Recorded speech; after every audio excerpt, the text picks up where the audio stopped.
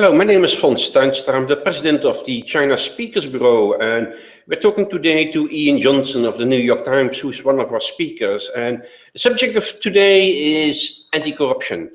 China has had a lot of campaigns for all kind of different things, and they had one thing in common: they all went away after a while. But the anti-corruption drive seems to be here to stay. And Ian, what is different? Can you tell us what's different from previous campaigns compared to the current anti-corruption drive?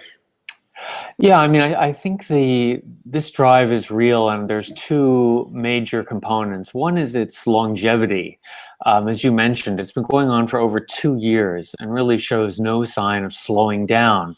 The government appears serious about trying to use measures within its powers, at least, to crack down on corruption. So it's given more power, more strength to the Central Disciplinary Inspection Commission. It's set up local branches of it, strengthened them, tried to make them independent of the local Communist Party control. So that's the first thing. And you see actually that on the level of people that have been caught by the anti-corruption drive, that's pretty high up in the party, isn't it? Yeah, I mean, you've seen one of the most powerful people in China under the old government, Zhou Yongkang. He was taken down, and they are regularly investigating people up to the provincial level. So it's quite unusual to have this level. Of course, there's some caveats, and it isn't across the board, and some allies of Xi Jinping have not been touched. But overall, it's still big. But that brings up the second point, which is, I think, of more relevance even to foreign companies, which is that this anti-corruption campaign, unlike previous ones, is touching on, I wouldn't say targeting, but it's including foreign companies. And that's why I think it's something that really has to be paid attention to. It isn't something just going off there in the abstract world of Chinese politics. It's something that can affect any company and really has profound implications for compliance officers, for people who are making sure that their employees are following the law in China.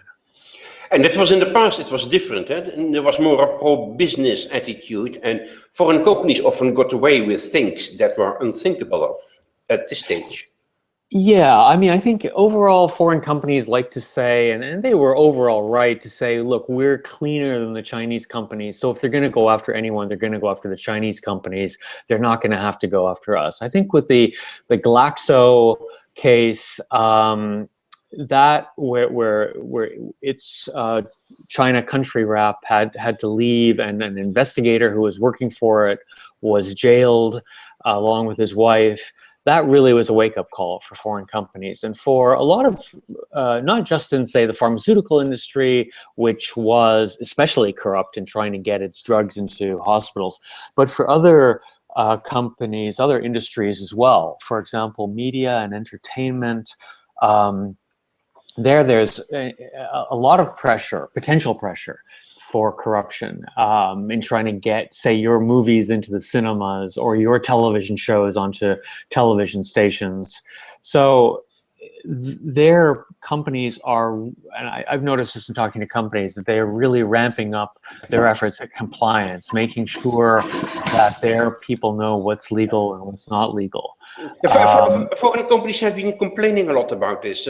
They said we are mostly cleaner than Chinese companies anyway, and they are coming after us because they need a kind of example. And if they get a foreign company in their hands, it makes a bigger impact than having a Chinese company.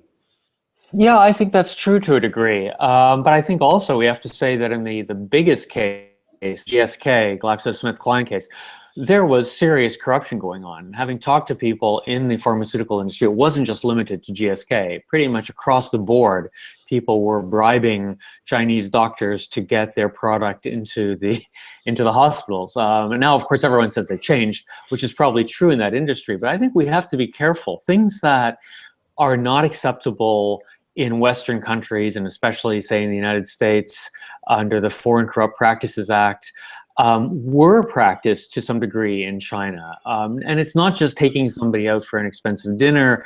It's maybe even something like getting somebody's kid into university, finding some way to pay for that, finding some kind of a way to take care of a client.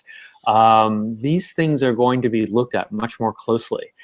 I think, just the scope of this corruption crackdown, you don't really know where they're going to go. And I think in the past, if there were foreign companies involved, they might just say, yeah, we don't need to look at the foreign companies. But now I think they really will look at the foreign companies. So people have to be careful that not just their own employees, but people who are working for them, for example. That was the GSK case. The guy who was jailed was working for GSK, was not a GSK employee. So people like that are going to have to be vetted also. There's going to have to be much more care taken in doing business in China. And does it look like this campaign is going to stay also for the rest of Xi Jinping's tenure? Yeah, I think this is actually going to be the new norm. I think this is an area where a lot of trends and goals intersect. For one thing, the government has positioned itself as the clean hands government. We're the guys who are coming in and cleaning things up. This is very popular among Chinese people. So they can score points politically on a populist level by trying to clean things up a bit. But Chinese people in the past also benefited from corruption. People benefited, but I think there was a widespread feeling, and there still sort of is, that it's really hard to get ahead now in China if you aren't corrupt. If you try to send your kid to a school, if you try to get a bed in a hospital, anything like this, you have to pay people off. And I think for a lot of ordinary people, it was an increasingly angering situation. And I think this is why this is very popular and is going to continue. So you think the wake-up call has hit now the foreign companies? Are they now prepared to deal with the anti-corruption drive? Yes and no. I mean, I think people realize it's there, and they're maybe paying a bit more attention. I don't think they realize that a lot of the outsourcing that they do in China, for example, has to be looked at very carefully. If you're hiring people, it's not enough to say, well, I hired a company and it bribed somebody. I mean, you have to take responsibility. Companies are going to have to increase the amount of effort they put into compliance. And I've talked to a lot of companies about this, and I think it's a really interesting topic. And there are some guidelines and some ideas that I can share with people on how to avoid this and the typical pitfalls. Thank you. It was very clear and concise, Ian. And if you are interested in more stories from Ian, then please get in touch. Thank you, Ian. Thanks a lot. Okay, thanks.